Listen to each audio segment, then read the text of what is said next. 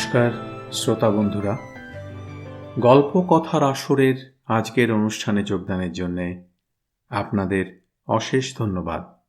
আমি রাজীব ঘোষ। শুনতে থাকুন সাহিত্যিক শরদিন্দু বন্দ্যোপাধ্যায়ের ঐতিহাসিক উপন্যাস গৌর মল্লার।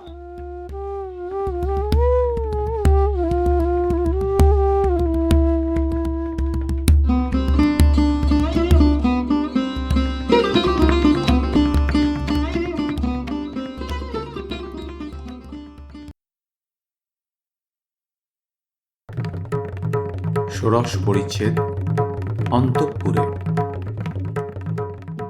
গুপ্তদ্বার যে রমণী ভিতর হইতে খুলিয়া দিয়াছিল সে কুহুর অনুচরী। বিপুল রাজসংসারে বহু পর্যায়ভেদ। রানীর একদল দাসী আছে, সেই দাসীদের আবার দাসী আছে, তস্য দাসী আছে। কুহু পুরী হইতে বাহির হইবার সময় নিজ অনুচরীকে গুপ্তদ্বারে বসাইয়া গিয়াছে। কখন ফিরিবে তাহার স্থিরতা নাই। বেশি রাত হইলে তোরণদ্বার বন্ধ হইয়া যাইবে। অভিসারিকার গতিবিধি অলক্ষ্যে হওয়াই বিধেয়, তাই সতর্কতা। পুরভূমিতে প্রবেশ করিয়া কুহু অনুচরীকে বিদায় দিল। তারপর ক্ষণে কান পাতিয়া শুনিল। রাজপুরী নিদ্রামগ্ন।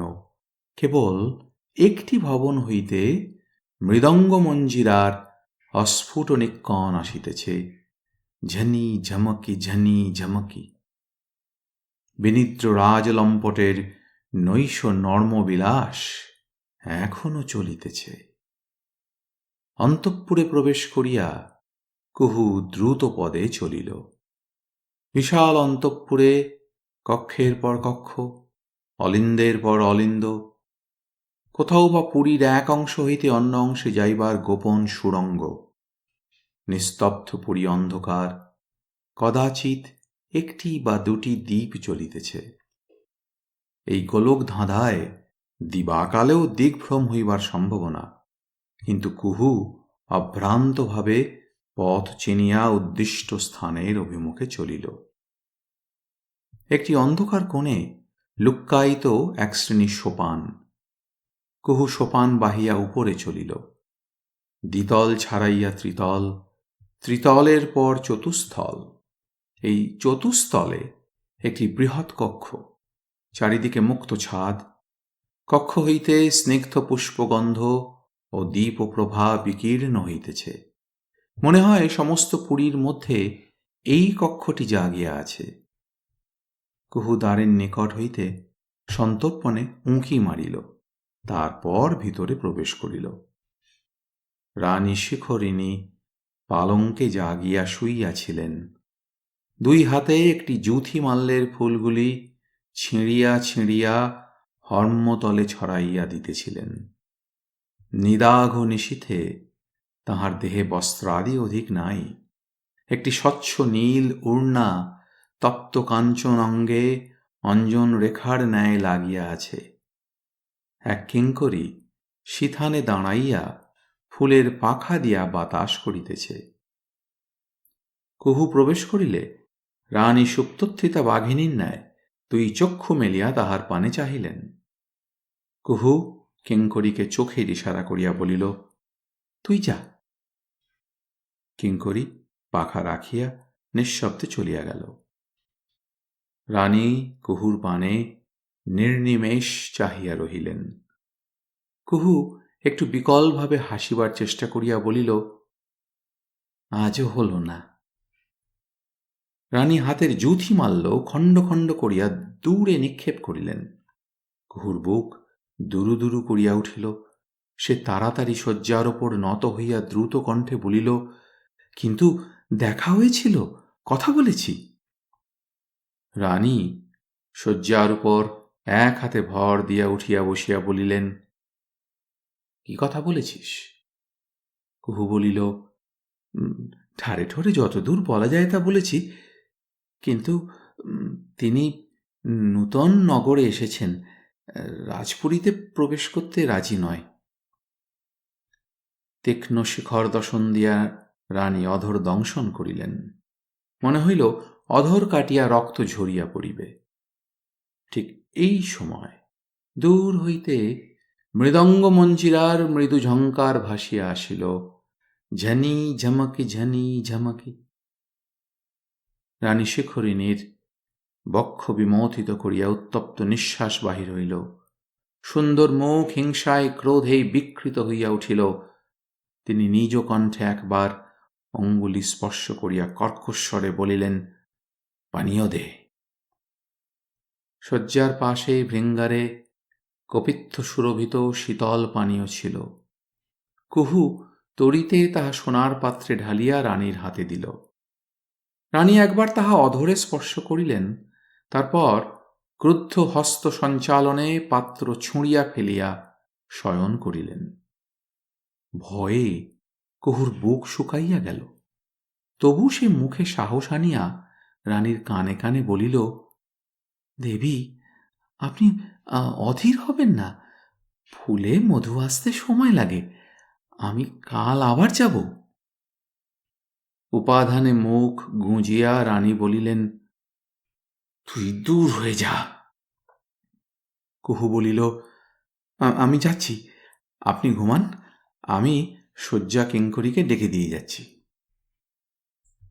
কুহু প্রস্থানোদ্যতা হইলে রানী চকিতে শয্যা হইতে মাথা তুলিলেন। তাহার দৃষ্টি সন্দেহে প্রখর। কুহু দ্বারের কাছে পৌঁছিলে তিনি ডাকিলেন, কুহু, শুনে যা। কুহু ফিরিয়া শয্যার পাশে আসিল। রানী মর্মভেদী চক্ষে তাহাকে নিরীক্ষণ করিয়া শেষে বলিলেন, তুই আজ আমার ঘরে শো। রানীর মনের ভাব কুহু বুঝিল। সে মুখে হাসি আনিয়া বলিল, এ ঘরে শোব আমার ভাগ্যি। শয্যা কিঙ্করীকে ডেকে দি, সে বাতাস করুক। শয্যা কিঙ্করী আসিয়া রানীকে বিজন করিতে লাগিল। কুহু পঙ্খের কারুকার্য খোঁজিত মেঝেই শয়ন করিল। রানী থাকিয়া থাকিয়া সশব্দ উষ্ণ নিঃশ্বাস ফেলিতে লাগিলেন। কুহু তাহা শুনিতে শুনিতে মনে মনে রানীকে জমালয়ে পাঠাইতে পাঠাইতে ঘুমাইয়া পড়িল। রাজার প্রমোদ ভবনে তখনও মৃদঙ্গ মঞ্জিরা বাজিতেছে, ঝনি ঝমকি ঝনি ঝমকি। এইখানে রাজ অবরোধের সংস্থা সংক্ষেপে প্রকাশ করা প্রয়োজন। সক্রিয় রাজশক্তি যখন স্বধর্ম বিসর্জন দিয়া আত্মপরায়ণতার সংকীর্ণ গণ্ডিতে আবদ্ধ হইয়া পড়ে, তখন বদ্ধ জলাশয়ের মতো তাহাতে বিষাক্ত কীটাণু জন্মগ্রহণ করিয়া সমস্ত পরিমণ্ডল দূষিত করিয়া তোলে। গৌড়ের রাজ পরিবারে তাহাই হইয়াছিল। ভাস্কর বর্মা তেজস্বী বীর পুরুষ ছিলেন, নিজ বীর্য বলে সমস্ত দেশ করায়ত্ত করিয়াছিলেন। কিন্তু ভাস্কর বর্মার দেহান্তের পর তৎপুত্র অগ্নিবর্মা যখন রাজা হইলেন, তখন তিনি পিতার পদাঙ্ক অনুসরণ করিলেন না, সম্পূর্ণ ভিন্ন পথ ধরিলেন।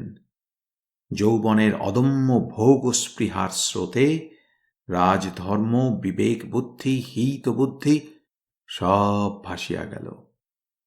নবীন রাজার পৌরুষ যোষিত মণ্ডলীর মধ্যে সীমাবদ্ধ হইল। লজ্জিতা রাজলক্ষ্মীকে বিদায় দিয়া তিনি অনঙ্গ পূজায় মত্ত হইলেন। অন্তঃপুর ভোগ মন্দিরে পরিণত হইল। রানী শিখরিণীকে বিবাহ করিবার পর কিছুকাল অগ্নিবর্মা রানীর রূপ ও যৌবনের সম্মোহনে আকৃষ্ট হইয়া রহিলেন। কিন্তু ক্রমে নূতনত্বের মোহ অপগত হইলে রাজার মধুলুব্ধ চিত্ত উদ্যান সঞ্চরী চঞ্চরীকের ন্যায় অন্য পুষ্পে ধাবিত হইল। শিখরিণী অন্তঃপুরে পড়িয়া রহিলেন। রাজা অন্তঃপুরের মধু নিঃশেষ করিয়া প্রমোদ ভবনে গিয়া নূতন সভানন্দিনীদের লইয়া কেলিকুঞ্জ রচনা করিলেন। রানী শিখরিণী অভিমানিনী রাজকন্যা, তিনি এই অবহেলা সহ্য করিবেন কেন? বিশেষত সম্ভোগ তৃষ্ণা তাঁহার অন্তরেও কম ছিল না। রাজার দ্বারা পরিত্যক্তা হইয়া তিনি প্রতিহিংসার ছলে আপন যৌবন ও লালসা চরিতার্থ করিবার সুযোগ পাইলেন। মন যাহা চায় বিবেক তাহাতে বাধা দিল না, শুদ্ধান্তপুরে যার প্রবেশ করিল। রানীর প্রধানা দাসী ছিল কুহু, সে হইল দূতী। কুহু অতিশয় চতুরা, সে রানীর জন্য নাগর সংগ্রহ করিয়া আনিত, নিজেকেও বঞ্চিত করিত না, ইচ্ছা মতো মনের মানুষ বাছিয়া লইত। কদাচ রানী মন্দিরে পূজা দিবার অছিলায় আন্দোলিকায় চড়িয়া পথে বাহির হইতেন, তখন কোন সুদর্শন পুরুষ তাহার নেত্রপথে পতিত হইলে তিনি কুহুকে ইঙ্গিত করিতেন, কুহু ব্যবস্থা করিত। এইভাবে 5 বছর কাটিয়াছে। একথা বেশি দিন চাপা থাকে না। নগরের রসিক সমাজে কানা ঘুষা চোখ ঠাড়াঠাড়িতে আরম্ভ হইয়া কালক্রমে প্রকাশ্য শ্লেষ বিদ্রুপে পর্যবসিত হইয়াছে। রানী কিন্তু কিছুই গ্রাহ্য করিতেন না। রাজশৈরিণীকে শাসন করিবারও কেহ নাই। নামমাত্র আবরণের অন্তরালে লজ্জাহীন ব্যভিচার চলিতেছিল। বজ্রকে দেখিয়া রানীর লিপ্সা যেমন তাহার প্রতি ধাবিত হইয়াছিল, কুহুও তেমনি মজিয়াছিল। ফলে 2 সহকর্মিনী গোপনে প্রতিদ্বন্দ্বিনী হইয়া দাঁড়াইয়াছিল। কিন্তু প্রকাশ্যে প্রতিযোগিতা করিবার স্পর্ধা কুহুর নাই। সে অতি সূক্ষ্মভাবে নিজের খেলা খেলিতে আরম্ভ করিয়াছিল। সূক্ষ্ম খেলা খেলিতে কুহু বড় কুশলী। কুহু ও শেখরিণী 2 জনেই সমান পাপিষ্ঠা, কিন্তু তাহাদের প্রকৃতি সমান নয়। রানীর প্রকৃতি বাঘিনীর ন্যায় নিষ্ঠুর ও আত্মসর্বস্ব। আপন ক্ষুধা ব্যতীত আর কিছুতেই তাহার ভ্রুক্ষেপ নাই। কিন্তু কুহুর প্রকৃতি অন্যরূপ। সে অজগর সাপের মতো শিকারকে প্রথমে সম্মোহিত করিয়া আলিঙ্গনের পাকে পাকে জড়াইয়া ধীরে ধীরে আত্মসাৎ করিতে চায়। প্রকৃতিগত পার্থক্য থাকিলেও 2 নারী সমান মারাত্মক। বোধহয় কুহু একটু অধিক মারাত্মক। কুহু গুপ্তদ্বার পথে অন্তর্হিত হইলে বজ্র কিছুক্ষণ অন্ধকারে দাঁড়াইয়া রহিল, তারপর ধীরে ধীরে ফিরিয়া চলিল। রাজপুরীর বিপুল ছায়াতল হইতে নির্গত হইয়া সে দেখিল পূর্বাকাশে কৃষ্ণপক্ষের ক্ষীণ চন্দ্রোদয় হইতেছে। আলোক অতি অস্পষ্ট হইলেও পথভ্রষ্ট হইবার পথ নাই। ঘুমন্ত নগর, নির্জন পথ, গৃহগুলি ছায়ামূর্তির ন্যায় দাঁড়াইয়া আছে। দেখিলে মনে হয় এই নগর বাস্তব নগর নয়, কোনো মায়াবী মন্ত্র বলে এই অপ্রাকৃত দৃশ্য রচনা করিয়াছে। কোনো দিন ইহা জীবন্ত মানুষের কর্মকোলাহলে মুখরিত ছিল না। প্রভাত হইলে অলীক মায়া কুহেরীর ন্যায় অদৃশ্য হইয়া যাইবে। বজ্রের কিন্তু এই অবাস্তব পরিবেশের প্রতি দৃষ্টি ছিল না। একাকী পথ চলিতে চলিতে সে আপন মনের বিচিত্র রহস্য জালে জড়াইয়া পড়িতেছিল। তিমিরাবৃত রাজপুরী, তাহার অভ্যন্তরে কুটিল দুর্গম অন্তঃপুর। কুণ্ডলিত সর্প যেন আপন কুণ্ডলীর মধ্যে মাথা রাখিয়া ঘুমাইতেছে। সাপের মাথার মণি ওই কুণ্ডলীর মধ্যে লুকানো আছে। কুহু এই অপূর্ব রহস্যলোকের দ্বারে দাঁড়াইয়া তাহাকে ডাকিয়াছিল, ভিতরে আহ্বান করিয়াছিল, কুহু। একদিক হইতে কুহু যেমন বজ্রকে আকর্ষণ করিয়াছিল, অন্যদিকে তেমনি বিকর্ষণ করিয়াছিল। কুহুর রূপ ও যৌবন তাহাকে লুব্ধ করিতে পারে নাই, বরং কুহুর লোলুপ প্রগলভতা তাহার অন্তরে বিতৃষ্ণার সঞ্চার করিয়াছিল। কিন্তু অপরপক্ষে কুহুর স্নেহতরল মর্মজ্ঞ নারী প্রকৃতিকেও সে অবহেলা করিতে পারে নাই। কুহু যত দুষ্টাই হোক, তাহার প্রীতিসরস হৃদয়ের মূল্য বজ্রের কাছে অল্প নয়। কুহুকে মনের কথা বলিলে সে বুঝিবে, কুহুর সাহচর্যে তাহার প্রবাসের একাকিত্ব ঘুচিবে, মন শান্ত হইবে। কুহুকে অন্তরের দিক দিয়া তাহার প্রয়োজন। বজ্র যখন আপন কক্ষে ফিরিল, তখন রাত্রি তৃতীয় প্রহর, দীপ নিভিয়া গিয়াছে। বজ্র অন্ধকারে কলস হইতে জল ঢালিয়া পান করিল, তারপর শয্যায় শয়ন করিল। কাল আবার কুহু আসিবে, ভাবিতে ভাবিতে সে ঘুমাইয়া পড়িল।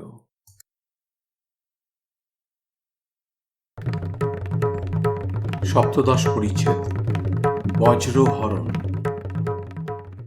কর্ণ সুবর্ণে প্রবেশ করিবার পূর্বে বজ্র সেই যে কয়েকবার জয়নাগের নাম শুনিয়াছিল, নগরে আসিয়া আর শুনিতে পায় নাই। তাহাদের গোপন তৎপরতার কোনো চিহ্ন তাহার চোখে পড়ে নাই। ষড়যন্ত্র যে ভিতরে ভিতরে ঘনীভূত হইতেছে, জয়নাগ বিনা যুদ্ধে বিনা রক্তপাতে গৌড় রাজ্য করায়ত্ত করিবার কৌশল করিতেছেন, বজ্রও তাহার কিছুই জানিত না। এমনকি সৌণ্ডিক বটেশ্বর ও কবি বিম্বাধর যে এই চক্রান্তে লিপ্ত আছে, তাহাও সে সন্দেহ করে নাই। মক্ষিকা যেমন দুষ্ট ব্রণের প্রতি আকৃষ্ট হয়, বটেশ্বর ও বিম্বাধর তেমনি অবৈধ কর্মের প্রতি আকৃষ্ট হইত, তা সে রাজার বিরুদ্ধে ষড়যন্ত্রই হোক আর অসহায় ব্যক্তির ধনভার লাঘব করাই হোক। ইহাদের ন্যায় বিকৃত চরিত্র মানুষ কোনো দেশে কোনো কালে বিরল নয়। ইহারা সিধা পথে চলিতে পারে না, প্রকৃতির বক্রতা বশত কর্কটের ন্যায় বক্র পথে চলে এবং আপন অতি ক্ষুদ্র স্বার্থের জন্য অন্যের মারাত্মক অনিষ্ট করিতে পরাঙ্মুখ হয় না। বজ্রের প্রতি ইহাদের আচরণ এই মনোবৃত্তির একটি দৃষ্টান্ত। বজ্রের সোনার অঙ্গদটি দেখিয়া বিম্বাধরের লোভ হইয়াছিল, কিন্তু একাকী বজ্রের অঙ্গদ হইতে অঙ্গদ অপহরণ করিবার দুঃসাহস তাহার ছিল না। তাই সে বটেশ্বরকে এই কর্মে অংশীদার লইয়াছিল। দুইজনে পরামর্শ করিয়াছিল, অঙ্গদটি হস্তগত হইলে ভাগাভাগি করিয়া লইবে। বজ্র নগরে আগন্তুক, তাহাকে মাদক দ্বারা হতচেতন করিয়া অঙ্গদ অপহরণ করিলে অধিক গণ্ডগোলের ভয় নাই। কিন্তু সে অতিশয় বলবান, মাদক প্রভাব হইতে জাগিয়া উঠিয়া সে যে কি কাণ্ড করিবে কিছুই বলা যায় না। ব্যাপারটা জানাজানি হইলে সৌণ্ডিকের দুর্নাম হইবে, তাহা বাঞ্ছনীয় নয়। তাই বটেশ্বর ও বিম্বাধর মন্ত্রণা করিয়া এমন ফন্দি বাহির করিয়াছিল, যাহাতে সাপও মরিবে, লাঠিও ভাঙিবে না। ভাগ্যবশে বজ্রের প্রকৃত পরিচয় তাহারা জানিতে পারে নাই। জানিলে নিশ্চয় বজ্রের প্রাণ সংশয় হইত। বটেশ্বর ও বিম্বাধর জয়নাগ কিংবা অগ্নিবর্মার নিকট যদি এই সংবাদ বিক্রয় করিত, তারপর বজ্রকে একদিনও বাঁচিতে হইত না। কিন্তু বজ্রকে দেখিয়া কর্ণ সুবর্ণে কেহই চিনিতে পারে নাই। তাহাকে দেখিয়া মানবদেবের পুত্র বলিয়া চিনিতে পারে এমন মানুষ কর্ণ সুবর্ণে অল্পই ছিল। যে 2-4 জন প্রৌঢ় বৃদ্ধ তাহাকে দেখিয়া মানবদেবের সহিত সাদৃশ্য লক্ষ্য করিয়াছিল, তাহারাও আকস্মিক সাদৃশ্য বলিয়া ধরিয়া লইয়াছিল।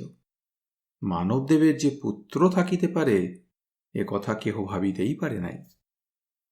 সে রাত্রে কুহুকে পৌঁছাইয়া দিয়া ফিরিবার পর বজ্র বিলম্বে নিদ্রা গিয়াছিল। পরদিন তাহার নিদ্রাভঙ্গ হইতে বিলম্ব হইল। সে চক্ষু মেলিয়া দেখিল, সূর্যদেব দ্বারের ছিদ্রপথে কিরণের তীর নিক্ষেপ করিতেছেন।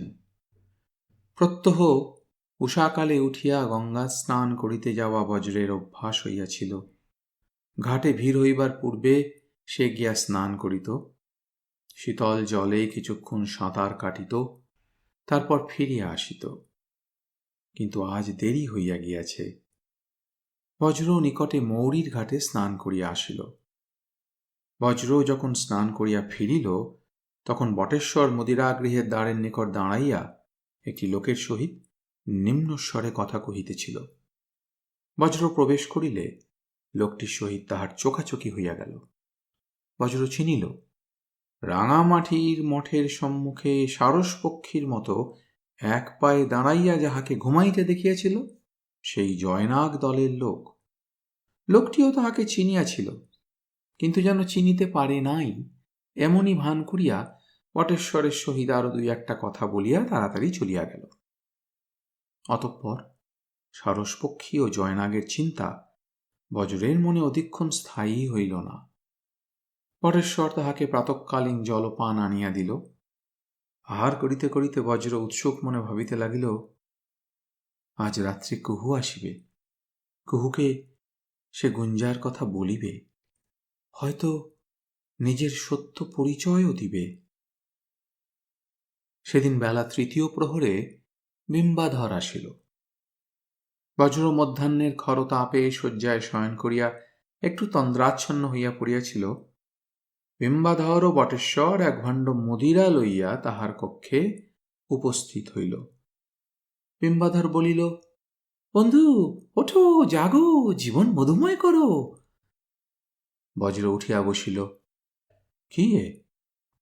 বিম্বাধর বলিল, সুধা, সুধা, কান শোনায় এমন বস্তু আর পাবে না, দুপাত্র খেলেই উড়তে ইচ্ছে করবে। বজ্র হাসিয়া বলিল, আবার ওড়বার ইচ্ছে নেই। বিম্বাধর ও বটেশ্বর শয্যা পার্শ্বে উপবিষ্ট হইল। কবি বিম্বাধর বাগ বৈদগ্ধ্য বিকশিত করিয়া বলিল, ভ্রাত মধুমথন, জীবন অনিত্য, সুখ স্বপ্নের ন্যায় ভঙ্গুর, তাকে বুভুক্ষু পিপাসিত করে রেখো, এসো না, এসো, যৌবনের যজ্ঞাগ্নিতে সোমরসের আহুতি দাও, স্বাহা স্বাহা বলিয়া নিজে এক পাত্র ঢালিয়া এক চুমুকে পান করিয়া ফেলিল। বজ্র তথাপি ইতস্তত করিতেছে দেখিয়া বিম্বাধর গভীর ভর্ৎসনার কণ্ঠে বলিল, ছি বন্ধু, তুমি একজন দিগ্বিজয়ী পিণ্ডবী, একা ময়রার দোকান উজাড় করে দিতে পারো, তুমি এই ক্ষুদ্র সুধা ভাণ্ড দেখে ভয় পাচ্ছ? কোথায় তোমার দেশ? সে দেশে কি কেউ খেজুরের রস খায় না? তোমরা কি মৎস্য কেবল জল খেয়ে বেঁচে থাকো? এইভাবে ধিক্ষিত হইয়া বজ্র এক পাত্র ঢালিয়া পান করিল। মদিরা অতি সুস্বাদু। পাত্র শেষ করিয়া বজ্র বটেশ্বরকে বলিল, তুমি খাবে না? বটেশ্বর জিভ কাটিল। বিম্বাধর বলিল, ময়রা কি মদক খায়? স্বজাতি ভক্ষণ হবে যে, এসো আর এক পাত্র। উভয়ে আরেক পাত্র ঢালিয়া একসঙ্গে পান করিল। বজ্র বলিল, কই, ওরার ইচ্ছে হচ্ছে না তো? হবে হবে, বৃষ্টি পড়ার সঙ্গে সঙ্গেই কি উই পোখার পাখনা গজায়? এসো আরেক পাত্র হোক। আরেক পাত্র হইল।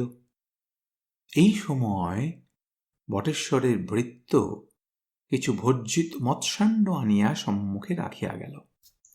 অবদংশ সহযোগে মদিরা আরও মুখরোচক হইয়া উঠিল। বিম্বাধর তখন নানা কৌতুকোদ্দীপক কাহিনী বলিতে আরম্ভ করিল। সে পঠোদ্দশায় বিদ্যালাভের ব্যাপদেশে কাশ্মীর গিয়াছিল, তথাকার যুবতীরা কিরূপ তপ্ত কাঞ্চন বর্ণা ও অতিথি বৎসলা তাহারই সরস কাহিনী শুনাইতে লাগিল। কাহিনীগুলি পবিত্র নয়, কিন্তু প্রচুর হাস্যরসের সিঞ্চনে কিঞ্চিৎ শোধিত হইয়াছে। এইভাবে সুধা ভাণ্ডটি দ্রুত নিঃশেষিত হইয়া আসিল। বজ্র বেশ একটু লঘু উৎফুল্লতা অনুভব করিতেছে,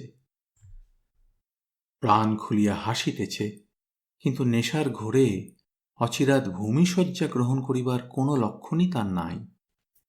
বরং কবি বিম্বাধরের চক্ষু ঢুলু ঢুলু হইয়া আসিয়াছে, কথা জড়াইয়া যাইতেছে।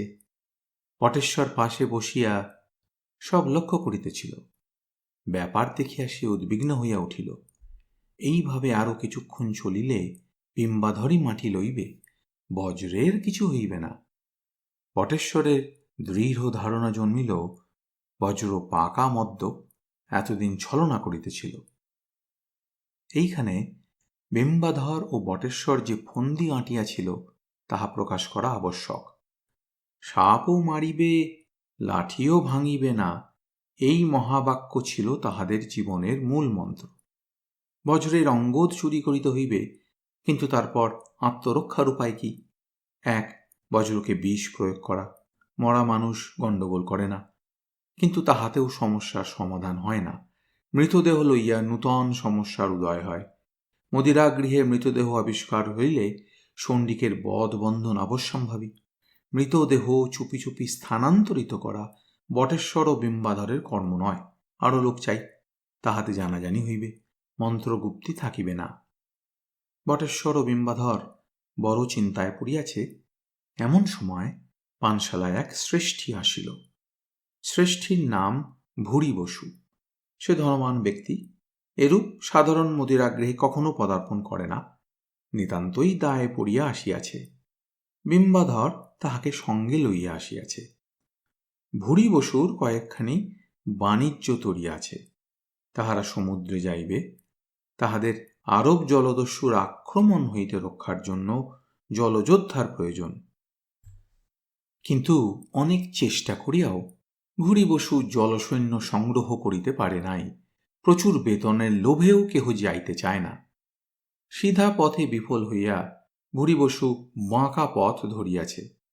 নগরের পানশালায় নানা জাতীয় লোকের যাতায়াত। মদ্যপান করিয়া কেহ কেহ পানশালাতেই অজ্ঞান হইয়া পড়িয়া থাকে। অবৈধ উপায়ে লোক সংগ্রহের এমন স্থান আর নাই। ভুরি বসু আসিয়া বটেশ্বরের নিকট প্রস্তাব করিল, তুমি আমার নৌকায় জীবন্ত মানুষ পৌঁছাইয়া দাও।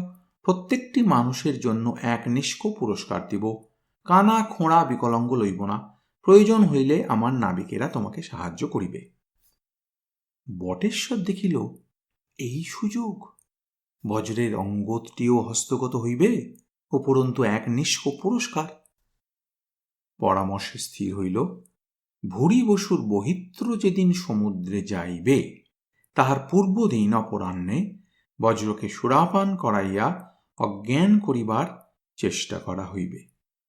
সে অজ্ঞান হইয়া পড়িলে গভীর রাত্রে নাবিকদের সাহায্যে বটেশ্বর তাহাকে ভুরি বসুর তরণীতে আনিবে। কিন্তু বজ্র সুরাপান করিতে সম্মত না হইতে পারে। তখন তাহাকে ছল ছুতায় ভুলাইয়া তরণীতে লইয়া যাইতে হইবে। একবার তরণীতে পদার্পণ করিলে তাহাকে বলপূর্বক ধরিয়া খোলের মধ্যে বন্দি করিয়া রাখা সহজ হইবে। পরদিন প্রাতে তরণী সমুদ্র যাত্রা করিবে। 2 দিন পরে অকুল সমুদ্রে পৌঁছিবে। তখন বজ্রকে ছাড়িয়া দিলেও ক্ষতি নাই, সে আর ফিরিয়া আসিতে পারিবে না। তখন প্রাণের দায়ে তাহাকে জলদস্যুর বিরুদ্ধে যুদ্ধ করিতে হইবে। এই উপায়ে অন্যান্য পানশালা হইতে আরও কয়েকজন হতভাগ্যকে বহিত্রে লইয়া গিয়া বন্ধ করিয়া রাখা হইয়াছিল। কাল প্রত্যুষে বহিত্র সমুদ্র যাত্রা করিবে। সুতরাং আজই বজ্রকে হরণ করা চাই। কিন্তু সুরাভাণ্ড শেষ। বজ্র অটল হইয়া বসিয়া আছে এবং মাঝে মাঝে অট্টহাস্য করিতেছে, যেন তাহাদের ব্যর্থ চেষ্টাকে ব্যঙ্গ করিয়া হাসিতেছে। বটেশ্বর প্রমাদ গণিল। বিম্বাধর তখন মেঘদূত আবৃত্তি করিতেছে, বিদ্যুৎ বতং বনিত ললিতা ললিত বনিতা। বটেশ্বর বাধা দিয়া বলিল, ভাই বিম্বাধর, আমাকে এবার উঠতে হবে, হাতিঘাটে কাজ আছে। হাতিঘাটে শব্দটা বটেশ্বর এমন তীক্ষ্ণভাবে উচ্চারণ করিল যে বিম্বাধরের কানে বিঁধিল। সে সচকিত হইয়া বজ্রকে উত্তম রূপে নিরীক্ষণ করিল, বলিল, আরে তাই তো, বেলা যে পড়ে এসেছে, চলো আমাকেও হাতিঘাটে যেতে হবে। তা বন্ধু মধুমতন, তুমি একা থাকবে? তুমিও চলো না আমাদের সঙ্গে, আমোদ করা যাবে। বজ্র প্রত্যহ সন্ধ্যায় হাতিঘাটে গিয়া থাকে। আজ না যাইবার কোনো কারণ নাই। একবার মনে হইল রাত্রে কুহু আসিবে, কিন্তু কুহু আসিবে অনেক রাত্রে, তাহার জন্য এখন হইতে ঘরে বসিয়া থাকার প্রয়োজন নাই। সে উঠিয়া বলিল, চলো। হাতিঘাটে বিপুল জনসম্বাদ, রথ দোলের ভিড়। আগের দিন ঝড় বৃষ্টিতে কেউ আসিতে পারে নাই, আজ তাই ভিড় বেশি। বহু নাগরিক ছোট ছোট ডিঙিতে চড়িয়া নদীবক্ষে জলবিহার করিতেছে। ধীবরেরা জেলে ডিঙিতে ইল্লিশ মৎস্য ধরিতেছে। সমুদ্রগামী বহিত্রগুলিতেও জনসমাগম হইয়াছে। যে বহিত্রগুলি কল্ল প্রত্যুষে যাত্রা করিবে, তাহারা যাত্রার জন্য প্রস্তুত হইতেছে। মাল বোঝাই নৌকা ঘাট হইতে গিয়া বহিত্রের গায়ে ভিড়িতেছে, নৌকা হইতে বহিত্রে মাল উঠিতেছে, শূন্য নৌকা ঘাটে ফিরিয়া আসিয়া আবার মাল লইতেছে।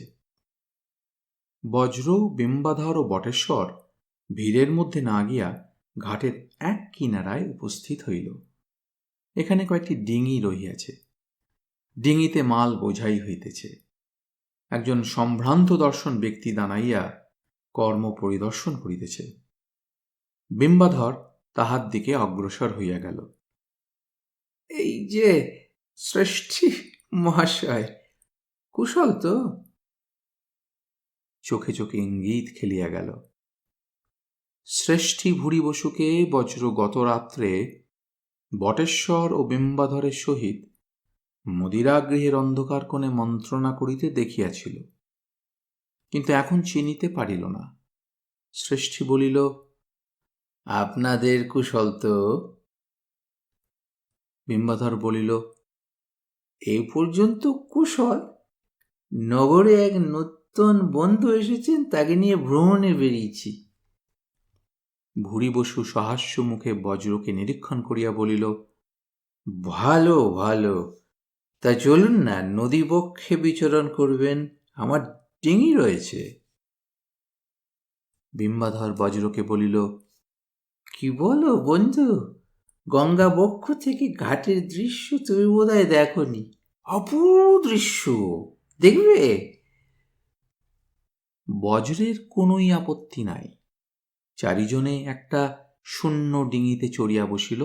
মাঝি কাণ্ডারি ডিঙি ছাড়িয়া দিল। গঙ্গার বুক আবার ভরিয়া উঠিতে আরম্ভ করিয়াছে। স্বচ্ছ জল ঘোলা হইয়াছে। তরঙ্গগুলি বড় বড়, তাহাদের উত্থান পতনের একটা ছন্দ আছে। সেই ছন্দে নাচিতে নাচিতে ডিঙি গঙ্গার বুকে পরিক্রমণ করিতে লাগিল। নদী হইতে ঘাটের দৃশ্য সত্যই মনোরম। তার উপর মন্দ মন্দ বাতাস দিতেছে। অন্য ডিঙিগুলি আশেপাশে ঘুরিতেছে। নাগরিকদের ডিঙি হইতে উচ্চ হাস্যের কাকলি, সঙ্গীতের মূর্ছনা ভাসিয়া আসিতেছে। বজ্র মনের মধ্যে মহমদীর আনন্দ অনুভব করিতে লাগিল। বিম্বাধর বজ্রের কানের কাছে বিড়বিড় করিয়া কিছু বলিতেছে। বজ্র কতক শুনিতেছে, কতক শুনিতেছে না। বটেশ্বর জেলে ডিঙি হইতে কয়েকটি সডিম্ব ইল্লিশ মৎস্য ক্রয় করিল। মাছগুলি ডিঙির খোলের মধ্যে রাজপুত্রের মতো শুইয়া আছে। সবই যেন একটা সুখ স্বপ্নের ছিন্নাংশ, আনন্দদায়ক কিন্তু অর্থহীন। সূর্য নগরীর বড় পাড়ে অস্ত গেল। নিদাঘের দ্রুত সন্ধ্যা যেন ধুমল পাখা মেলিয়া ছুটিয়া আসিল। ঘাটের জনর্মদ ছত্রভঙ্গ হইয়া পড়িল। নদীবক্ষের তরণীগুলিও ঘাটে ফিরিল। নগরীর মন্দিরগুলি হইতে দুরাগত মৃদুস্বনে সন্ধ্যারতির শঙ্খ ঘণ্টা বাজিয়া উঠিল। ষড়যন্ত্রকারীরা এই ছায়াম্লান গোধূলি লগ্নের জন্যই অপেক্ষা করিতেছিল। ভুরি বসুর সংকেত পাইয়া কাণ্ডারি পুঞ্জীভূত বহিত্রগুলির দিকে ডিঙির মুখ ফিরাইল। সেখানেও নাবিকদের কর্মতৎপরতা শান্ত হইয়াছে। ডিঙি আসিয়া একটি হাঙরমুখ বহিত্রের পাশে ভিড়িল। ডিঙি হইতে বহিত্রের পট্টপত্তন খানিকটা উচ্চ। প্রথমে ভুরি বসু বহিত্রে উঠিল। কয়েকজন নাবিক গুণবৃক্ষ ঘিরিয়া বসিয়াছিল। তাহাদের হস্ত সংকেতে কাছে ডাকিয়া নিম্নস্বরে উপদেশ দিল। তারপর ডিঙির দিকে গলা বাড়াইয়া বলিল, কি বন্ধু, তোমরা বহিত্রে উঠিবে নাকি? এসো না, আমার মণিভাণ্ডারে উৎকৃষ্ট আসব আছে, আস্বাদ করে যাও। ডিঙি হইতে বিম্বাধর সোৎসাহে বলিল, নিশ্চয় নিশ্চয়। কি বলো মধুমথন? মধুমথন মুণ্ডটি আন্দোলিত করিয়া হাস্যবিম্বিত মুখে বলিল, নিশ্চয়। তিনজনে একে একে বহিত্রে উঠিল। ডিঙির কাণ্ডারি বহিত্রের গলবাহিকায় ডিঙি বাঁধিয়া ফেলিল। তারপর চক্ষের পলকে নানাবিধ ব্যাপার ঘটিতে আরম্ভ করিল। একজন নাবিক পিছন হইতে বজ্রের গলায় দড়ি জড়াইয়া টান দিল। অতর্কিত আকর্ষণে বজ্র চিত হইয়া পড়িয়া গেল। তাহার মাথা পাটাতনের কাঠের উপর সজোরে ঠুকিয়া গেল। ক্ষণকালের জন্য সে সংজ্ঞা হারাইয়া ফেলিল। অতঃপর যখন সে সংজ্ঞা ফিরিয়া পাইল, তখন তার মন হইতে মাদকজনিত স্বপ্নাচ্ছন্নতা দূর হইয়াছে। সে অনুভব করিল একজন লোক তাহার মস্তকের ওপর বসিয়া তাহার বাহু হইতে অঙ্গদ খুলিয়া লইবার জন্য টানাটানি করিতেছে, এবং আরও কয়েকজন তাহার হাত পা দড়ি দিয়া বাঁধিবার চেষ্টা করিতেছে। মস্তকের ওপর বসিয়া যিনি অঙ্গদ উন্মোচনের চেষ্টা করিতেছিলেন, তিনি কবি বিম্বাধর। বজ্র বাহুর এক প্রবল আস্ফালনে তাহাকে দূরে নিক্ষেপ করিয়া উঠিয়া দাঁড়াইল, কিন্তু নাবিকেরা প্রস্তুত ছিল। একসঙ্গে তাহার ঘাড়ে লাফাইয়া পড়িয়া আবার তাহাকে ধরাশায়ী করিল। বিম্বাধর দূরে ছিটকাইয়া পড়িয়াছিল, সেইখান হইতে অশ্রাব্য গালিগালাজ বর্ষণ করিতে লাগিল। তাহার একটা আঙুল ভাঙিয়া গিয়াছিল, মস্তকও অক্ষত ছিল না। বহিত্রের উপর এ এক বিচিত্র দৃশ্য। সন্ধ্যার ছায়া রাত্রির অন্ধকারে পর্যবসিত হইতেছে। সেই ঘনায়মান প্রদোষে পট্টপত্তনের উপর যেন একপাল তরক্ষুর সহিত এক বন্য বৃষের যুদ্ধ বাঁধিয়া গিয়াছে। বহুহস্ত পদবিশিষ্ট একটা জীবন্ত মাংসপিণ্ড উঠিতেছে, পড়িতেছে, গড়াইয়া এদিক ওদিক যাইতেছে, কিন্তু শব্দ অধিক হইতেছে না। কেবল বজ্রের অবরুদ্ধ গর্জনের ফাঁকে ফাঁকে কবি বিম্বাধরের কাঁচা খেউর শোনা যাইতেছে। এতগুলা লোকের সঙ্গে একা যুদ্ধ করিতে করিতে বজ্রের দেহের শক্তিও ক্রমশ বাড়িতেছে। যে সুরা তাহার চেতনাকে আচ্ছন্ন করিয়াছিল, তাহাই যেন মত্ত হস্তির বল হইয়া ফিরিয়া আসিয়াছে। নাবিকেরা একে একে তাহার পদাঘাত মুষ্টাঘাতের স্বাদ পাইয়া ভূতলসায়ী হইতে লাগিল। ব্যাপার দেখিয়া ভুরিবসু ও বটেশ্বর সভয়ে দূরে সরিয়া দাঁড়াইল। তারপর বজ্র প্রবল বেগে নিজ দেহ আবর্তিত করিয়া অবশিষ্ট নাবিকদের নাক পাশ হইতে মুক্ত হইল। হিংস্র প্রজ্বলিত চক্ষে একবার চারিদিকে চাহিল, কিন্তু নিকটে কেহ নাই। বিম্বাধর জানু সাহায্যে পলায়ন করিয়াছে। বজ্রের কণ্ঠ হইতে একটা উন্মত্ত হর্ষধ্বনি বাহির হইল। সে বহিত্রের কিনারায় গিয়া অন্ধকার জলে লাফাইয়া পড়িল। সকলে ছুটিয়া গিয়া বহিত্রের কিনারায় দাঁড়াইল, কিন্তু বজ্রকে আর দেখিতে পাইল না। বিম্বাধর তীব্র স্বরে বলিয়া উঠিল, যা, অঙ্গদটা গেল। বেনের পো এমন লড়াকু এনে দিলাম, ধরে রাখতে পারলে না? ক্রুদ্ধ ভুরিবসু বলিল, আমি মানুষ চেয়েছিলাম, দৈত্য চাইনি।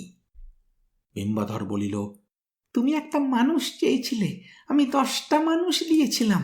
এখন আমাদের পুরস্কার কথা ছিল ওই বহিত্রে পৌঁছে দিলেই। ভুরিবসু কুটিল ভঙ্গিতে দন্ত বাহির করিয়া বলিল, পুরস্কার নেবে? বটে, পুরস্কার। বটেশ্বর ধূর্ত লোক। সে দেখিল এ সময় সৃষ্টির সঙ্গে বিবাদ করিলে বিপদ আছে। সে তাড়াতাড়ি বলিল, না না, পুরস্কার কিসের? চলো বিম্বাধর, আমরা ফিরে যাই। ভুরিবসু অট্টহাস্য করিয়া বলিল, ফিরে যাবে? এই যে ফেরাচ্ছি। ওরে, এই দুটোকে ধর, কোলের মধ্যে বেঁধে রাখ। নেই মামার চেয়ে কানা মামা ভালো, ওদেরই নিয়ে যাব। বিম্বাধর আর্তনাদ করিয়া উঠিল। বটেশ্বর জলে লাফাইয়া পড়িবার উদ্যোগ করিল, কিন্তু তৎপূর্বেই নাবিকের দল তাহাদের ধরিয়া বাঁধিয়া ফেলিল এবং দড়ি ধরিয়া খোলের মধ্যে টানিয়া লইয়া চলিল। বিম্বাধর বদ্ধভূমিতে নিয়মান শূকরের ন্যায় চিৎকার করিতে লাগিল, আমাকে ছেড়ে দাও, আমি যাব না, আমি লড়াই করতে পারবো না। তাহারা আপন কুটিলতার ফাঁদে আপনি ধরা পড়িয়াছে।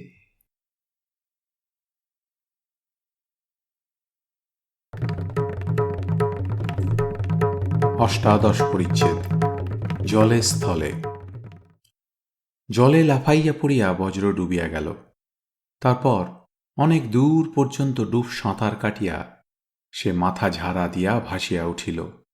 চারিদিক অন্ধকার, তীর দেখা যায় না, কেবল গঙ্গার খরস্রোত দুর্বার বেগে তাহাকে টানিয়া লইয়া যাইতেছে। বজ্রের দেহে সামান্য 2-4টা আঁচড় লাগিয়াছিল। মাথার আঘাতও গুরুতর নয়, কিন্তু তাহার মনের মধ্যে একটা বাক্যাতীত বিস্ময় জাগিয়াছিল। কি হইল? উহারা কি তাহাকে মারিয়া ফেলিতে চাহিয়াছিল? কিন্তু কেন? অঙ্গদের জন্য? বজ্র হাত দিয়া অনুভব করিয়া দেখিল, অঙ্গদ যথাস্থানে আছে, উহারা কাড়িয়া লইতে পারে নাই। গঙ্গার বুকে দুর্ভেদ্য অন্ধকার। পশ্চাতে তাহাকে ধরিবার জন্য ডিঙা আসিতেছে না, আসিলে দাঁড়ের শব্দ শোনা যাইত। বজ্র ঘাড় ফিরাইয়া দেখিল, পিছন দিকে নগরের 2-4টা মিটিমিটি আলো দূর হইতে ক্রমশ আরও দূরে সরিয়া যাইতেছে। বজ্র আর সাঁতার কাটিতেছিল না, কেবল জলের উপর গা ভাসাইয়াছিল। তাহার মনে হইল স্রোতের টান আরও বাড়িতেছে। অজ্ঞাত সারে স্রোতের আকর্ষণ তাহাকে নদীর মাঝখানে টানিয়া লইয়া যাইতেছে। এভাবে ভাসিয়া চলিলে সে কোথায় ভাসিয়া যাইবে তাহার স্থিরতা নাই। হয়তো সুন্দরবনে গিয়া পৌঁছিবে, হয়তো সমুদ্রে গিয়া পড়িবে। সমুদ্র কত দূরে তাহা সে জানিত না। বজ্র আবার সাঁতার কাটিতে আরম্ভ করিল। ডান দিকে তীর লক্ষ্য করিয়া সাঁতার দিয়া চলিল। তীর কিন্তু অদৃশ্য, এমনকি তীরাহত জলের কলধ্বনি পর্যন্ত শোনা যায় না। এইভাবে অন্ধের মতো অনেকক্ষণ সাঁতার কাটিবার পর স্রোতের বেগ ঈষৎ মন্দীভূত হইল। বজ্র বুঝিল সে স্রোত কাটাইয়া তির্যকভাবে তীরের দিকে আসিতেছে। তারপরই অকস্মাৎ সে এক নূতন কল্লোল ধ্বনি শুনিতে পাইল। তাহার চারিদিকে উত্তরোল তরঙ্গ সংঘাত যেন তাহাকে গ্রাস করিতে উদ্যত হইল। কিন্তু বেশিক্ষণ নয়। বজ্র ভালো সাঁতার জানে, দেহে শক্তিও অসীম। সে তরঙ্গের সহিত যুদ্ধ করিতে করিতে মাথা জাগাইয়া রহিল। তারপর হঠাৎ আবার স্রোতের মত্ততা শান্ত হইয়া গেল। বজ্রের চিন্তা করিবার সামর্থ্য ছিল না, থাকিলে বুঝিতে পারিত সে গঙ্গা ও ময়ূরাক্ষীর সঙ্গমস্থল পার হইয়া আসিয়াছে। আরও কিছুক্ষণ বজ্র নিস্তরঙ্গ জলে ভাসিয়া চলিল। তারপর সহসা একটি আলোকের বিন্দু তাহার চোখে পড়িল। ডান দিকে কিছু সম্মুখে আলোক বিন্দুটি যেন ঊর্ধ্ব হইতে ধীরে ধীরে নামিয়া আসিতেছে।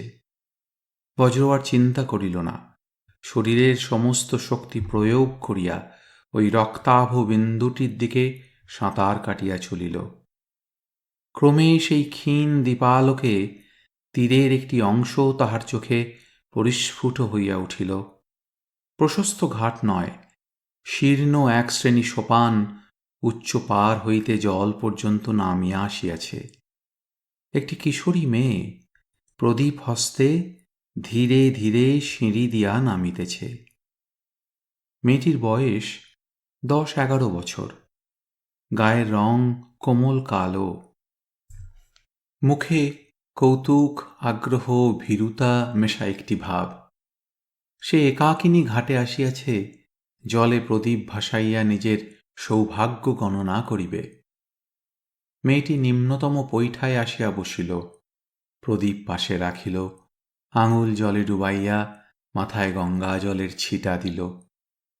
তারপর সহসা জলে আলোড়নের শব্দ শুনিয়া ভয়ে বিস্ফারিত চক্ষে চাহিল।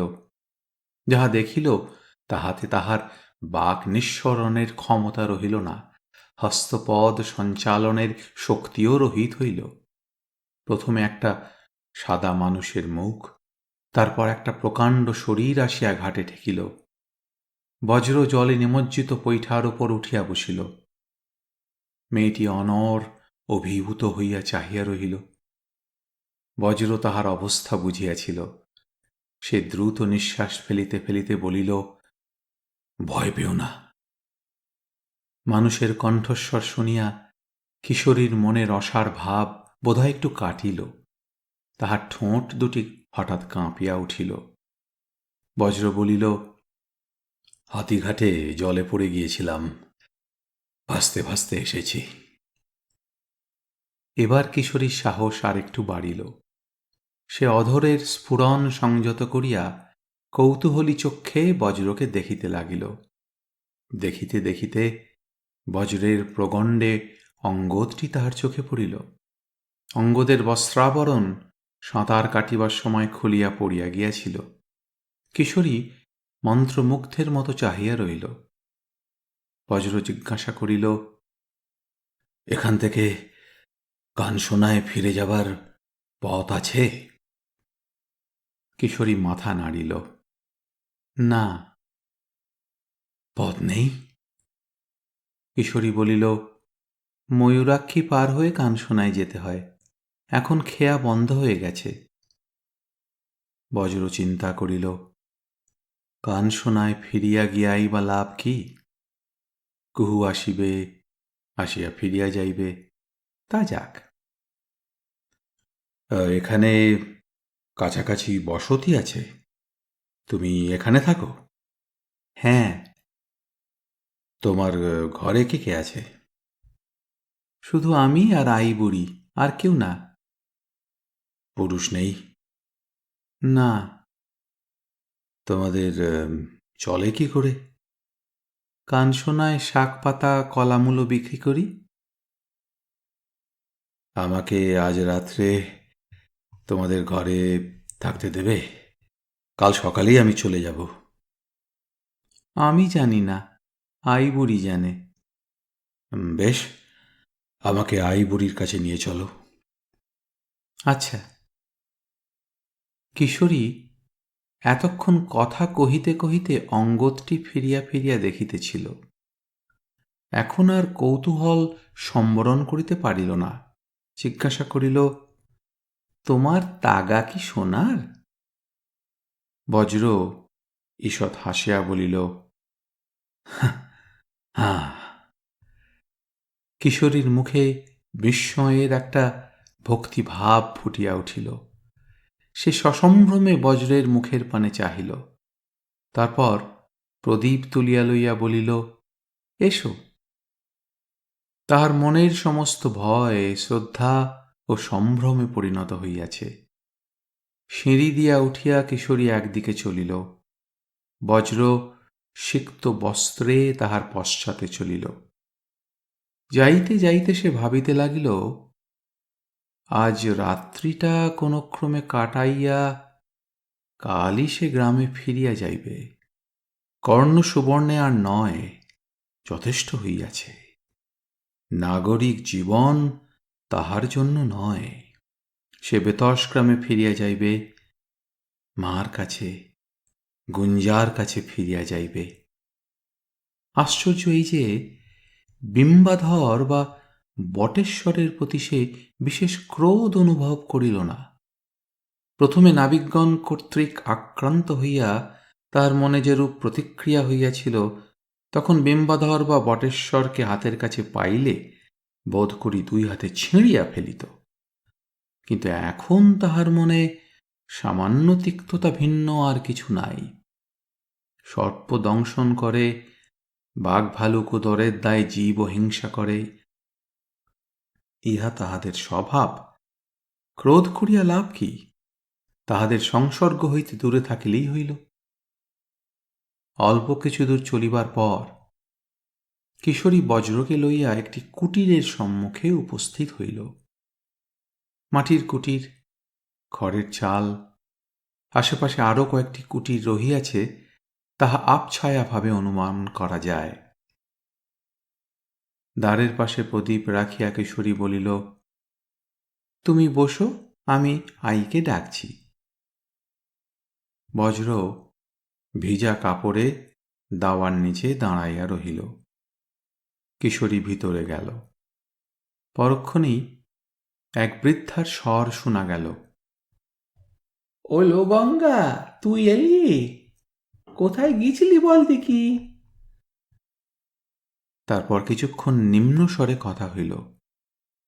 বুড়ি বাহিরে আসিল। বজ্রকে ভালো করিয়া দেখিয়া বলিল, ও মা, এ যে সোনার কার্তিক! এসো বাছা, এসো। হাতিঘাটে জলে পড়ে গেছিলে, খুব বেঁচে গেছো বাছা। ভগবান রক্ষে করেছেন। তা আজ রাত্রিটা আমার দাওয়ায় থাকো, কাঙালের শাক ভাত খাও। ওরে গঙ্গা, শুকনো কাপড় এনে দে, পাটি পেতে দে। গঙ্গা শুষ্ক বস্ত্র আনিয়া দিল, দাওয়ায় পাটি পাতিয়া দিল। বজ্র বস্ত্র পরিবর্তন করিয়া পাটিতে লম্বা হইল। ক্লান্তির সহিত একটি পরম নিশ্চিন্ততা তাহার দেহমনকে আচ্ছন্ন করিয়া ফেলিল। অল্পকাল মধ্যে সে ঘুমাইয়া পড়িল। দণ্ড 2-3 পরে যখন তাহার ঘুম ভাঙিল, তখন গঙ্গা তাহার পায়ের অঙ্গুষ্ঠ ধরিয়া নাড়া দিতে দিতে বলিতেছে, ওঠো, ভাত হয়েছে, খাবে চলো। বজ্র ঘুম ভরা চোখে উঠিয়া গিয়া খাইতে বসিল। কুটিরের একটিমাত্র ঘরে পিঁড়ি পাতিয়া আসন করা হইয়াছে। সম্মুখে কলাপাতায় স্তূপীকৃত ভাত, গরম ভাতে ঘিয়ের ছিটা, ব্যঞ্জনের মধ্যে ওবেলার শাক চচ্চড়ি, কচু ডাঁটার ঘণ্ট, সরিষা বাটা দিয়া ইল্লিশ মাছের ঝাল ও কাসুন্দি। খাইতে খাইতে বজ্রের বেতসগ্রাম ও মায়ের রান্না মনে পড়িয়া গেল। আই বুড়ি একটু বেশি কথা বলে, সে নানা অসংলগ্ন কথা বলিয়া চলিল। তারপর বজ্রের আহার শেষ হইয়া আসিয়াছে তখন সে বলিল, ঘরে অতীত আসা তো গেরস্তের ভাগ্যি। তা বাছা, আমার এমন পোড়া কপাল, ঘরে কি ভালো বিছানা আছে? তুমি বড় ঘরের ছেলে, খাট পালঙ্কে শোয়া অভ্যেস। তুমি কি আমার কাঁথা কানিতে শুয়ে ঘুমোতে পারবে? বজ্র বলিল, খুব পারব আই। আমি তোমাদেরই মতো গাঁয়ের মানুষ, আমার কোনো কষ্ট হবে না। বুড়ি বলিল, তা বললে শুনবো কেন বাছা? তোমার যে সোনার অঙ্গ! আহা, গায়ের রং যেন মলমলে বাঁধা খাঁড়ি মসুর। তাই ভাবছিলাম কি, কোদণ্ড ঠাকুরকে গিয়ে বলি, তিনি না হয় আজ রাত্রিটা তোমায় ঘরে ঠাঁই দিন। বজ্র চমকিয়া মুখ তুলিল, কোদণ্ড ঠাকুর? তিনি কে? বুড়ি বলিল, বামুন গো, আগে মস্ত লোক ছিলেন, এখন অবস্থা পড়ে গেছে, তাই আমাদের মতো চাষি মালিদের মধ্যে আছেন। তাকেই বলি গিয়ে, তিনি একলা মানুষ, তোমাকে ঘরে থাকতে দিতে পারবেন। আমার এখানে তো দাওয়ায় পড়ে থাকতে হবে। বজ্র ভাবিতে লাগিল, ইনি কি সেই কোদণ্ড মিশ্র যাহার কথা শীলভদ্র বলিয়াছিলেন? তাহার পিতামহ শশাঙ্কদেবের সচিব। কাল প্রাতে বজ্র গ্রামে ফিরিয়া যাইবে, তৎপূর্বে পিতামহের সচিবকে একবার দেখিয়া যাইবে না? আহার সমাধা করিয়া বলিল, বেশ, তিনি যদি আমাকে থাকতে দেন, তাঁর ঘরেই থাকব।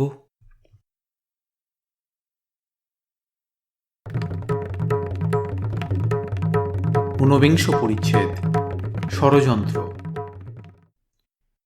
আইবুড়ির কুটিরের কয়েক ঘর অন্তরে কোদণ্ড মিশ্রের গৃহ।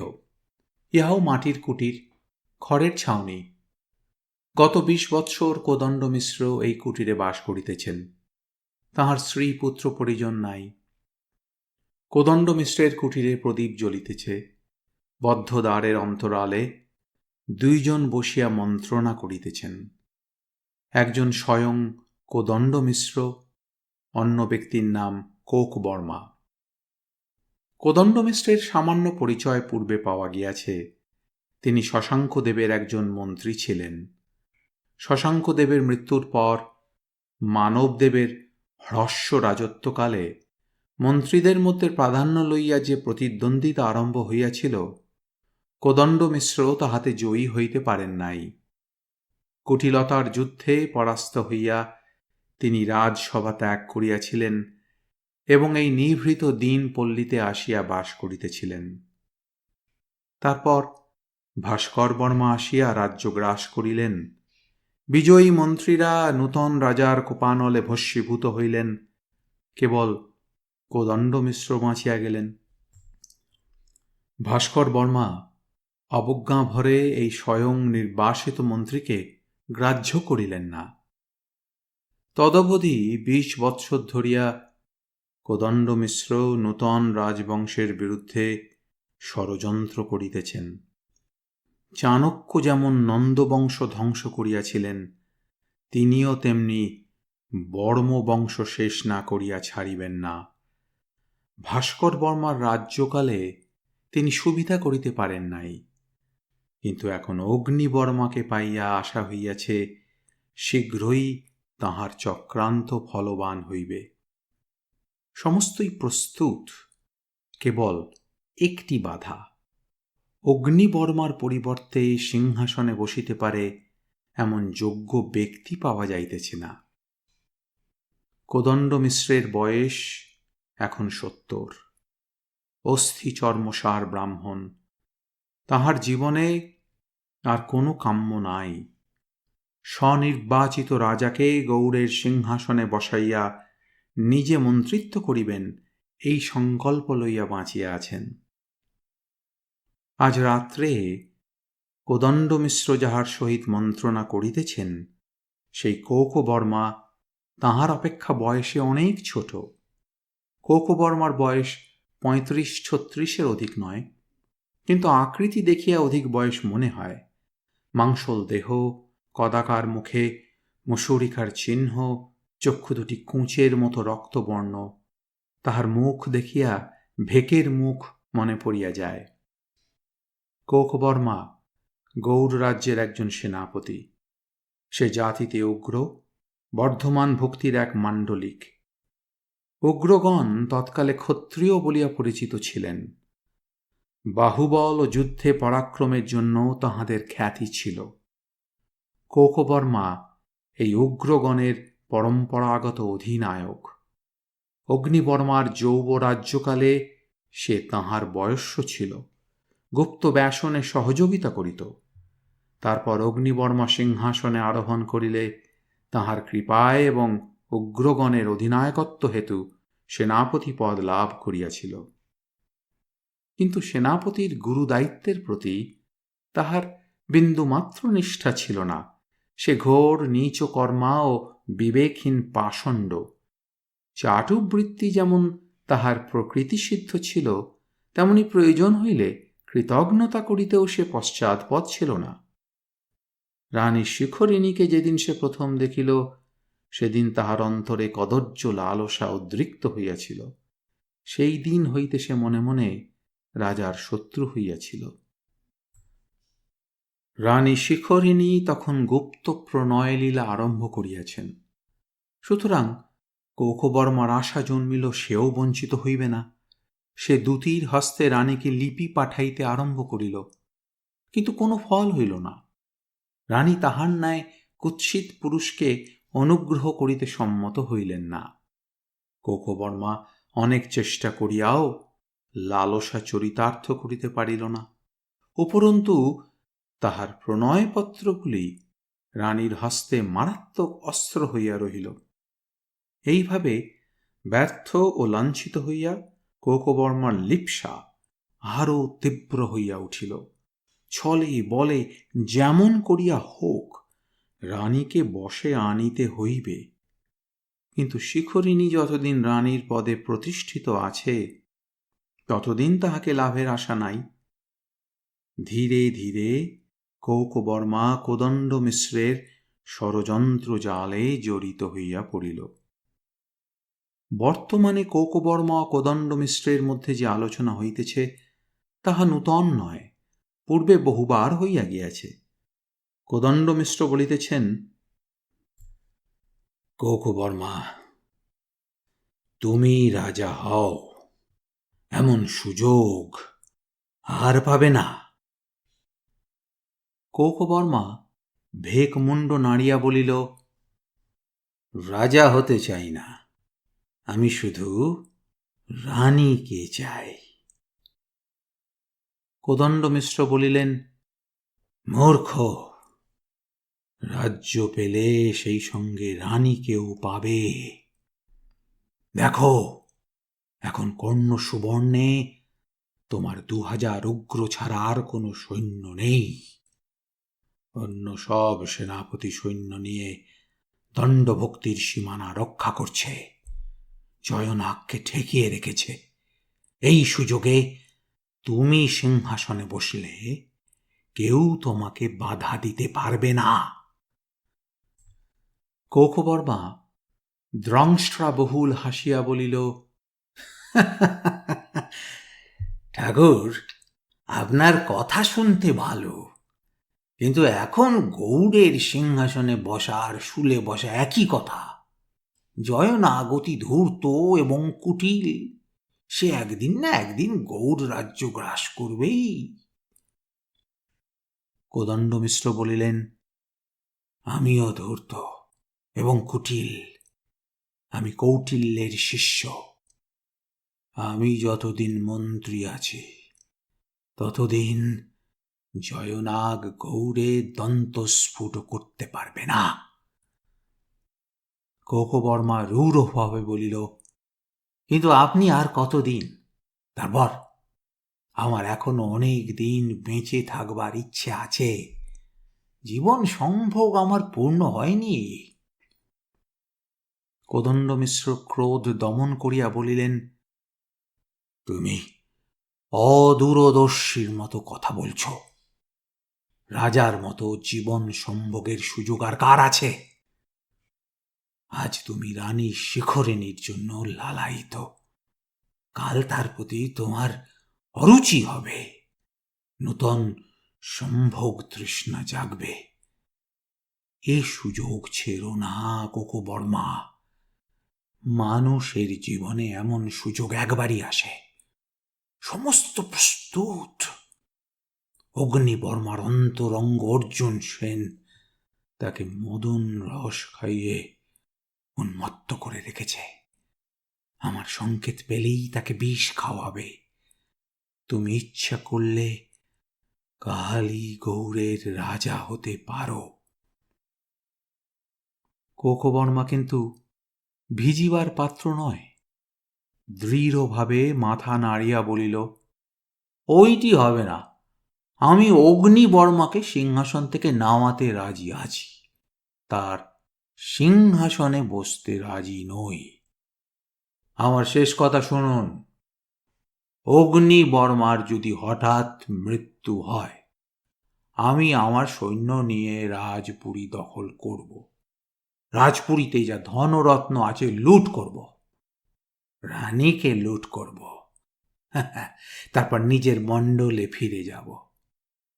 ইতিমধ্যে আপনার যাকে ইচ্ছা রাজা করুন, আমার আপত্তি নেই। কোদণ্ড মিশ্র হতাশভাবে বলিলেন, কিন্তু রাজা পাবো কোথায়? কে এমন আছে যাকে দেশের লোক রাজা বলে মেনে নেবে? সেনাপতি রাজাকে স্বীকার করবে। আজ যদি শশাঙ্কদেবের একটা বংশধর থাকতো। শশাঙ্কদেবের বংশধর তখন ঠিক দ্বারের বাহিরে আসিয়া দাঁড়াইয়াছে। বদ্ধ দ্বারের টোকা পড়িল। কৌকবর্মা চমকিয়া তরবারির উপর হাত রাখিল। কোদণ্ড মিশ্র শঙ্কিতভাবে দ্বারের পানে চাহিল। তখন দ্বারে আবার করাঘাত পড়িল এবং আই বুড়ির স্বর আসিল, ঠাকুর, জেগে নাকি গো? একবার দোর খুলবে, আমি গঙ্গা রাই। কোদণ্ড মিশ্র অনেকটা আশ্বস্ত হইলেন, কিন্তু তাহার শঙ্কা সম্পূর্ণ দূর হইল না।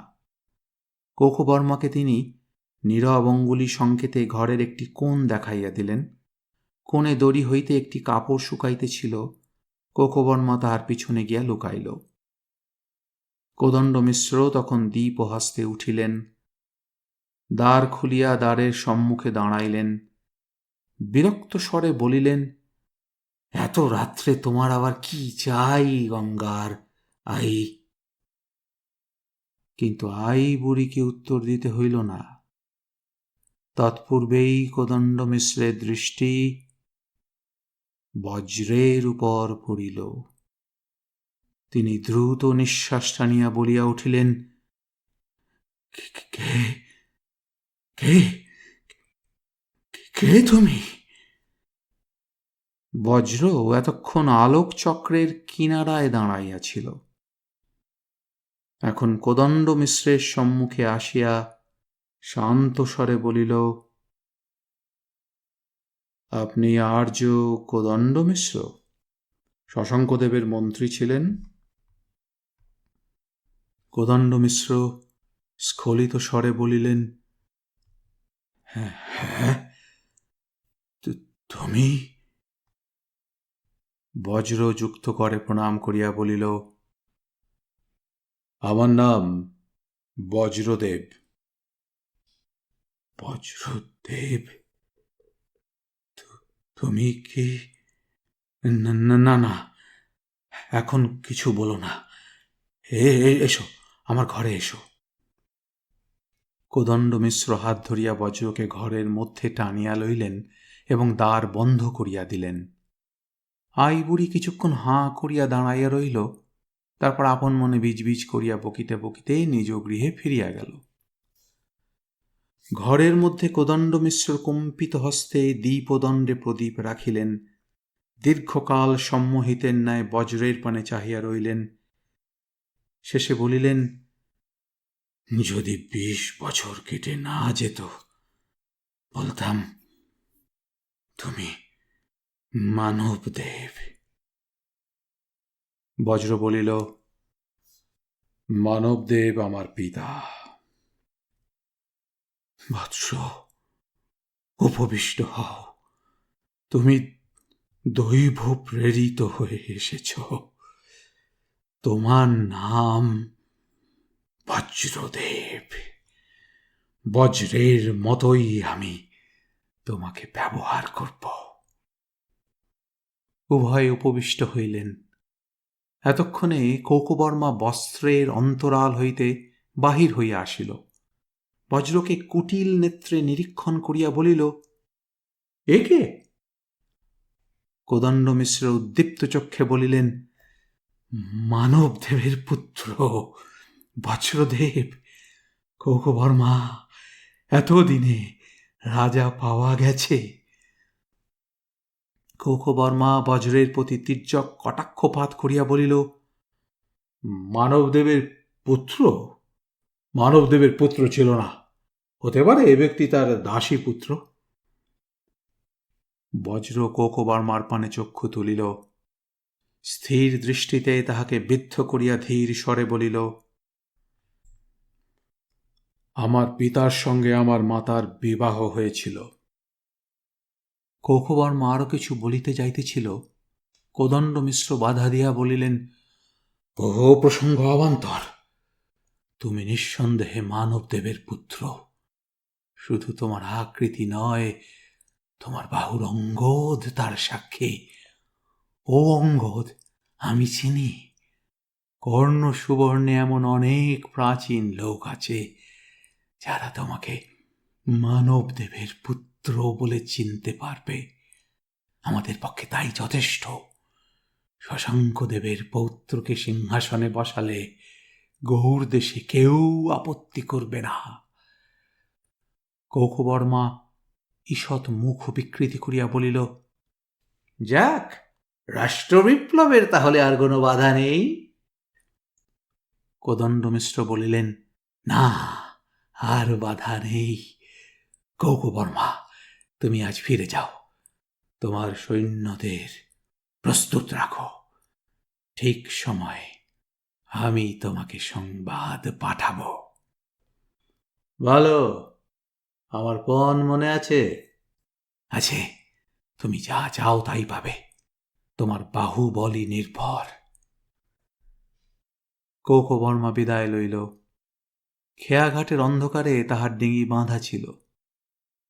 কৌকবর্মা যাইবার সময় বজ্রের সুঠাম সুন্দর দেহের প্রতি একটা সামর্শ্য ঈর্ষা বঙ্কিম দৃষ্টি নিক্ষেপ করিয়া গেল।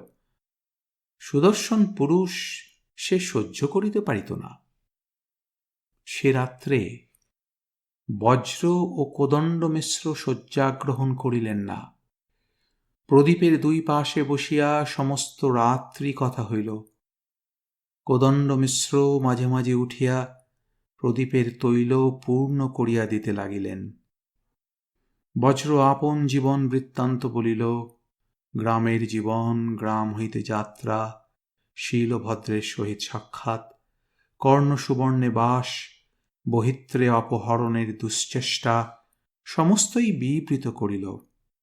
অপরপক্ষে কোদণ্ড মিশ্র তাহার ২০ বর্ষব্যাপী ষড়যন্ত্রের কাহিনী ব্যক্ত করিলেন। অবজ্ঞা, দৈন্য, বিফলতা তাহার সংকল্পকে টলাইতে পারে নাই। এতদিনে নিয়তির চক্র ঘুরিয়াছে। বর্মবংশের উচ্ছেদ করিয়া শশাঙ্কদেবের বংশধরকে গৌড়ের সিংহাসনে বসাইয়া তিনি ব্রত উদযাপন করিবেন। বজ্র বৃদ্ধের আশা আকাঙ্ক্ষার কথা শুনিল, কোনো আপত্তি করিল না। কাল প্রাতে সে যে গ্রামে ফিরিয়া যাইতে মনস্থ করিয়াছিল, তাহা আর তাহার মনে রহিল না। বাহিরে কাক কোকিলের ডাক শুনিয়া তাহাদের চৈতন্য হইল, রাত্রি শেষ হইয়াছে। কোদণ্ড মিশ্র বজ্রের কাঁধে হাত রাখিয়া বলিলেন, বৎস, যতদিন না রাজপুরী অধিকৃত হয় তুমি এখানেই থাকো। কর্ণ সুবর্ণে ফিরে যাবার প্রয়োজন নেই। আমার অনেক কাজ, অনেক লোকের সঙ্গে সাক্ষাৎ করতে হবে। কর্ণ সুবর্ণে যেতে হবে। আমি গঙ্গা রাইকে বলে দেব, সে তোমার সেবা যত্ন করবে। বজ্র কুটিরের বাহিরে আসিয়া দেখিল, সম্মুখেই বিপুল বিস্তার ভাগীরথী। পরপারের আকাশে সিন্দুরের রং ধরিয়াছে। এখনো সূর্যোদয় হয় নাই। স্রোতের মাঝখান দিয়া একটি হাঙর মুখ বহিত্র ভাসিয়া যাইতেছে, তাহার পিছনে আরও কয়েকটি বহিত্র। তাহারা সাগরে যাইতেছে। বহিত্রগুলির পট্টপত্তনের উপর মানুষের চলাফেরা দেখা যাইতেছে। নাবিকেরা পাল তুলিতেছে, গুণবৃক্ষের শীর্ষে আর কাঠের উপর বসিয়া দিশারু দিং নির্ণয় করিতেছে। বজ্র হাঙরমুখ বহিত্রটিকে চিনিল, কিন্তু উহার খোলের মধ্যে যে বিম্বাধর ও বটেশ্বর বন্দী আছে তাহা জানিতে পারিল না।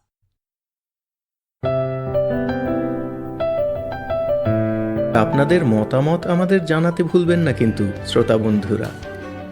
আমাদের ওয়েবসাইট golpokothar-asor.org golpokothar-asor.org